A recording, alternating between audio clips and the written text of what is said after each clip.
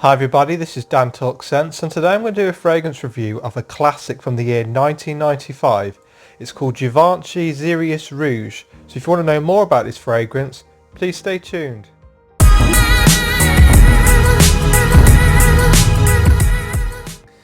Hi everybody, welcome back.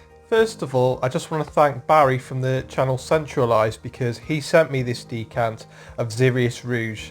I also want to thank Redolescence because initially I was saying Xeyrus Rouge, but after watching Redolescence channel, Stephen from that channel, his heritage is Greek, and he said that Xeryus is the proper name for the fragrance, so I thank him as well.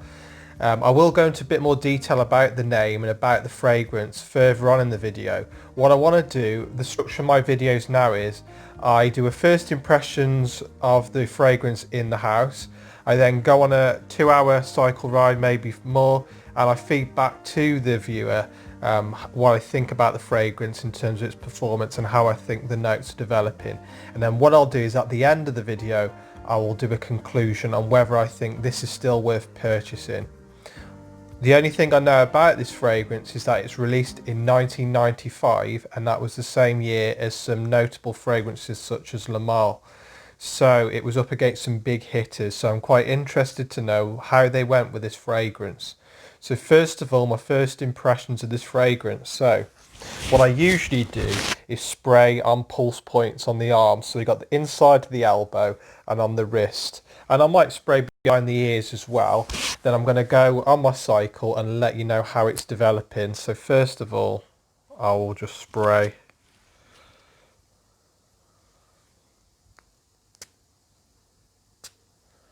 So on the wrists,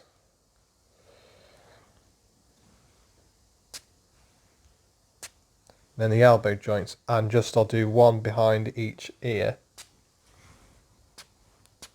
And that was a result because sometimes I spray in my ear and that's not great. Now, from the opening, it is just super fresh. And what I'm getting almost, I'm getting like an orange smell, but it's almost like a peach as well. And it's definitely got an old school vibe to it, but I'm definitely getting a lot of citrus. So like orange, lime, zesty, almost peach as well. So really pleasant on the opening. Xeyrus Rouge, the bottle is bright, and it gives off this impression that it's more playful than the other Givenchys who usually go for darker colours.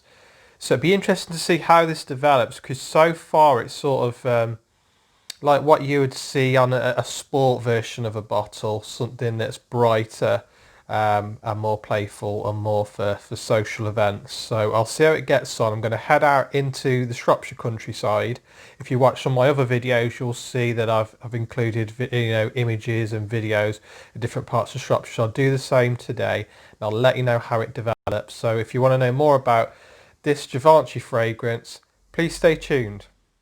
If you're wondering why I'm only wearing one trainer, it's because I'm balancing my phone against my other trainer that I'm not wearing. But I have got a bracket on its way in the post, so I'll be able to film in even more beautiful locations. Behind me you may see the Wrekin. It's quite a famous, iconic landscape.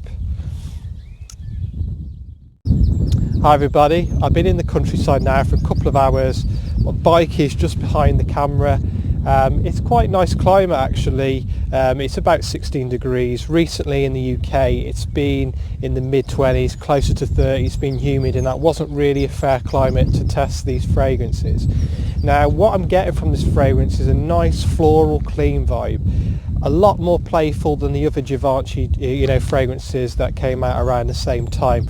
And I think this was a fragrance that was brought out for a more mature guy who's on, maybe if you're by the beach, you're drinking cocktails after a day in the sun, it's not going to be offensive to the people around you, but a really fresh, clean and really pleasant fragrance.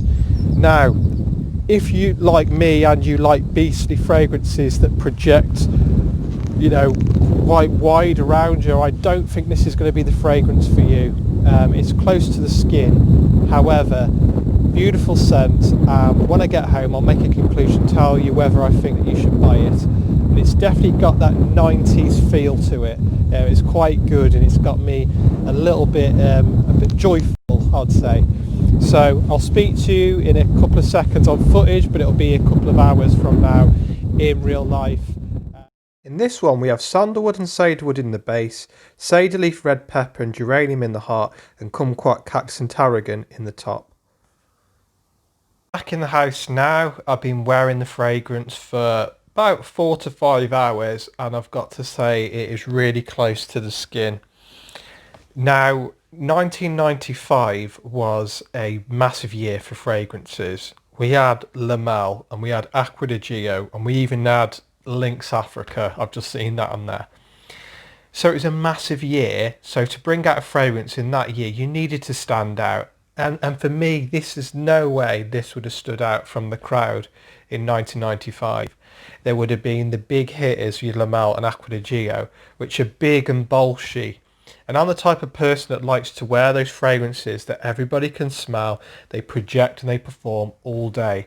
But with this one, unless it's just that my skin chemistry doesn't work with it, it just doesn't do it for me. It's this would be ideal for somebody that doesn't want to stand out too much, just keep a low profile but smell clean and fresh in the workplace or in your social time. I can really appreciate the fragrance. It is really pleasant smell. The two prominent notes in this are kumquat, and I had to look that up to see what it was because I had no idea, and it is like an orange type smell. And it's also got cactus, and I've looked at what cactus actually smells like because, to be honest with you, I've got no idea what cactus smells like, and it says that cactus will give off quite a sweet smell as well. It's got tarragon in the top. It's also got pepper in the base, and sandalwood. So for me, it's like a fresh citrusy type fragrance, and you got the orange in there, the orange type vibe at the top. But I'm really close to the skin, and even when I first put it on, after the first 20 minutes, half an hour, that's when you first can get that first, whiff of it, and it was close to the skin on me then. I could get little bits of it in the air, but to me, it just hasn't got the X factor, and I want something more from a fragrance. So I'll be honest with the subscribers and the viewers here. I don't think I'd buy a full bottle. I'm really grateful to Barry for sending me the decant over, because I got to smell a fragrance which I have wanted to get my hands on for a long time because I've seen it on forums and blogs, and he said it's a classic, and I'm sure people out there watching this wear this still and really enjoy wearing it, but it is closer to the skin. So they're my views on Xeyrus. I hope you enjoyed the video. I'm trying to improve my quality now. I've got a nice light behind the camera, and I've also got a microphone now, so I hope that you can hear me a lot clearer. I do plan to release a really good video in the next week. It's going to be quite challenging, but you're going to see some amazing views, and I hope you enjoy seeing parts of the countryside, because that's how I'm going to carry on with my structure of my videos. So if you haven't subscribed already and you want to see more reviews like this of old school vintage fragrances, if you want to see me review fragrances out in the countryside, you want to find out about some more bargains, how to pick up some vintage bottles, then please subscribe, and I'll be speaking to you all very soon. Thank you for watching.